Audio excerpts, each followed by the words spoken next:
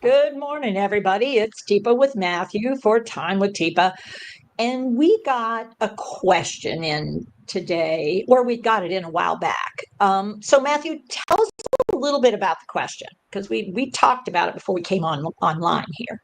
Yeah, so Teepa, someone whose husband who was born with blindness, Okay, has so no they've been visual blind since birth.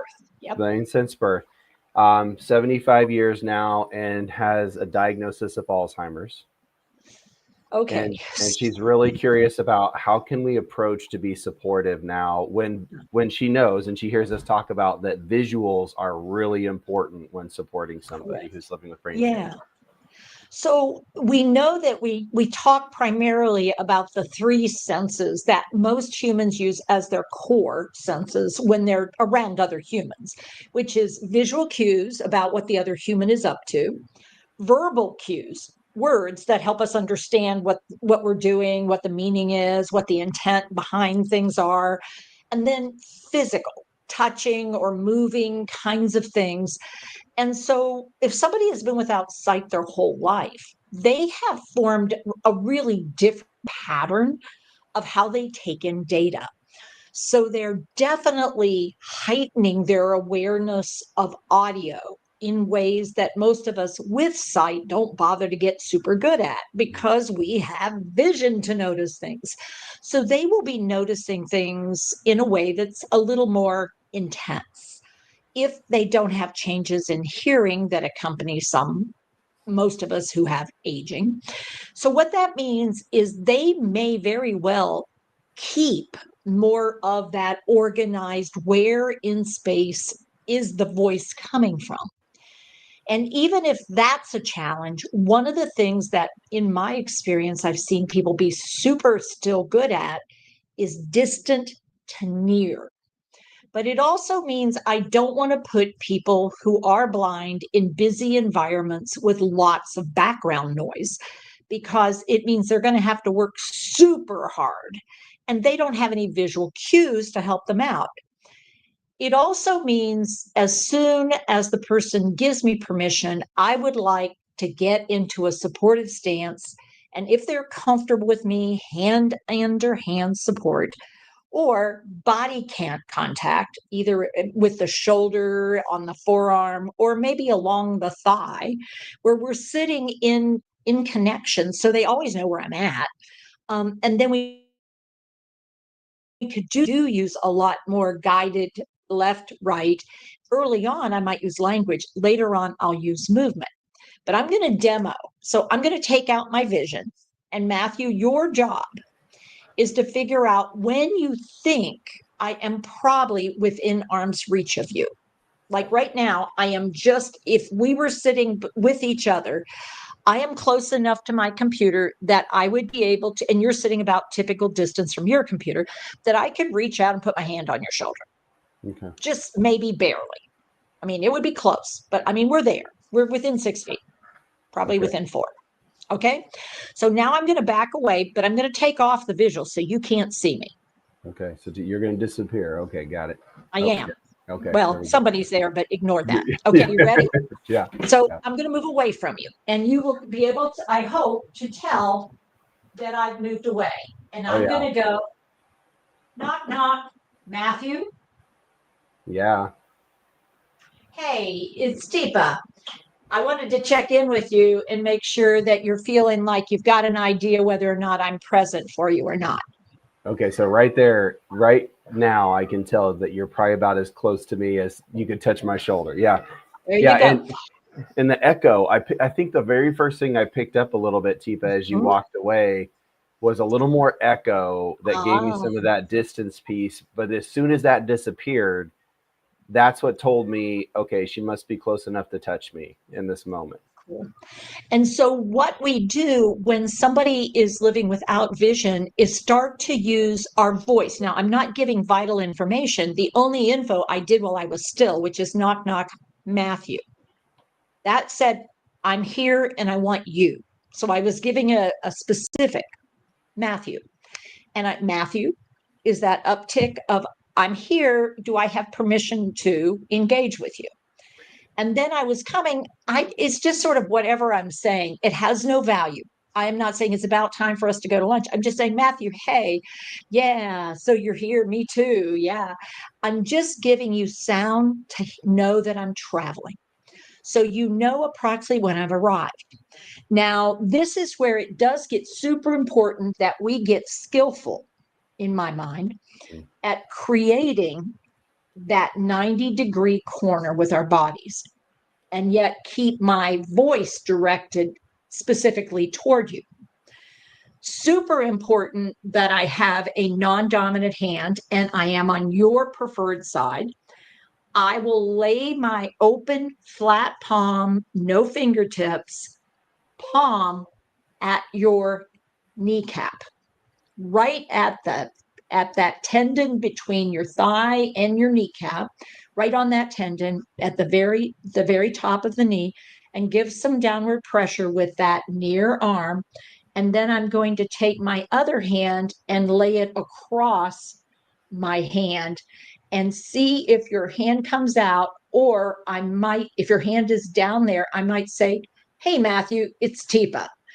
And that's when I offer my hand, maybe slide it up a little closer. You may need to examine to find it. You may be super good at this. And then we do the hand under hand connect. Then I see whether you want to keep holding or not. Yeah. So this, how do you do this? You practice.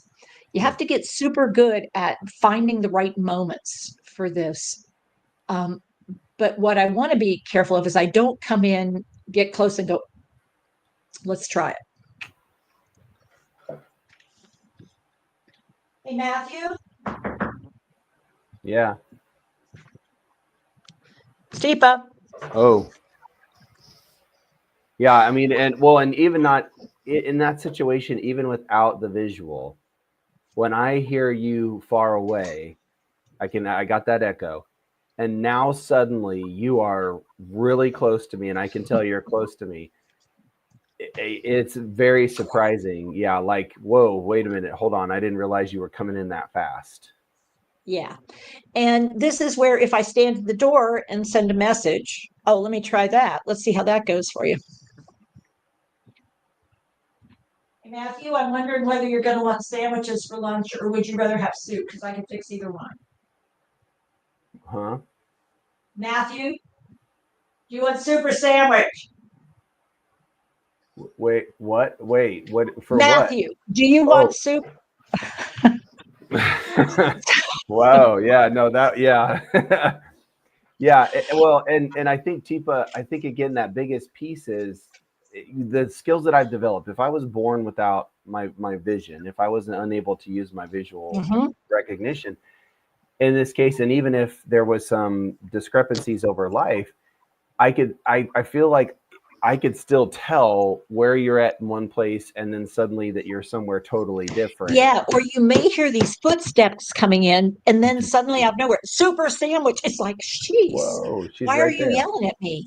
Yeah. Because what I'm feeling is I've asked you 3 times. Unfortunately, due to the brain changes, it may have been garbled or not as discernible at a distance.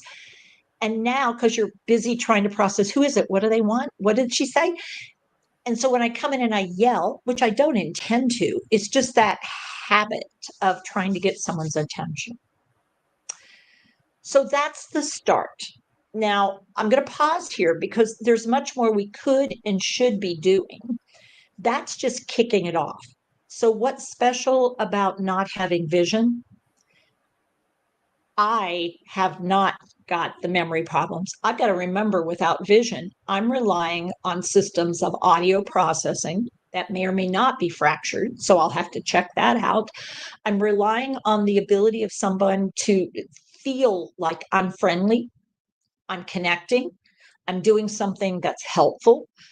They have to recognize me in some form or fashion as a positive force because I'm getting close. And I want to make sure they have plenty of time to think about that before we start trying to do something. So, interestingly enough, we make sure in Champion 2 that we cover what happens if somebody's asleep or somebody is not able to see very well. We don't cover specifically what if someone's been blind from birth, but it's the concept, it's the idea, and we do the same thing. Because if someone can't pick it up, we gotta modify. Yeah, Matthew? And Teepa, I will say that often that question does come up during Champion 2s. Yeah. And because we do breakout sessions where you get to go and actually try out the skills. So what Teepa was talking about, the starting at the knee, getting low, those different pieces, we even can dive into that question during those breakout sessions to help support, because we welcome whenever somebody has wait, this brings up something else. Yeah. We try to support with that. But that is a very common, okay, what if they've never had vision? What do you do? What if they have glaucoma? What if they have cataracts? So, Matthew, you can probably tell something about my hair. I'm wondering if you can. It looks like you this morning probably did some sort of exercising or something, and then you took a shower before you came on, because I think that's a visual that I've caught before. Right, you have. And those of you out there, if you've missed it, it means, maybe you haven't been watching very carefully, because I have 6 o'clock yoga. We get here at 7. I have just enough, we're done at 7. I have to drive here. It's about a half hour away. I hurry up, I get ready, and then I come, ta-da, on. So that was sort of, it's a common pattern. And I'm figuring we should talk rather than just me go, well, I don't look as best I can, so maybe we won't do that today. And it's like, well, if you can't stand looking at me, look at the peacock. Pay attention to Matthew. What I would do now, if I were trying to help someone it's morning time, I'm wanting them to recognize sort of it's time to do something. What I might choose to do is, whereas you can pick up on this cue, what I might do with hand under hand, I say, I want you to feel my hair and see what you think I've been doing today already. Here, go ahead and do this. And so I take their hand to my head. Yeah. And I have them touch my hair, and then I'll let go of their hand so they can explore it. I say, so what do you think I've been up to? Well, did you take a shower or some? I did take a shower. I did. So we have about a half hour before breakfast. And I was thinking this might be a good time for you two to go ahead and get ready to go. Tell you what, let me take you where we're going to do that. And then I'm thinking, are you thinking hot breakfast or something just bowl? What are you thinking? A cereal bowl or? I mean, I like the hot one, the hot breakfast. All right. Well, tell you what, first let's get the water hot. Oh, okay. Yeah, no, because if it's cold, I'm not getting in. You're not, I hear you. So what you hear me doing is the next piece. And so that's where, again, it's not a one and done. No. But it's building skills. Mm-hmm. And that may really, for someone, that may take some consultation. I don't know for sure, because each human is unique. But what you saw me start to do there is breakfast, hot or cold, hot. Okay, well, now let's get the water hot. So now with hand under hand again, they're helping me do the adjustments of the temperature of the water. So this is a dance. Mm-hmm. And believe it or not, people who are blind dance really well. They dance like nobody cares. Sometimes, some of my friends have. and frankly, they look a lot better than I do. Not that they can see it, but they feel it, So, all right, everybody, that's our message for this morning. And my idea, try it out. If you don't think it matters, find a friend, play with it a little bit, see what you think.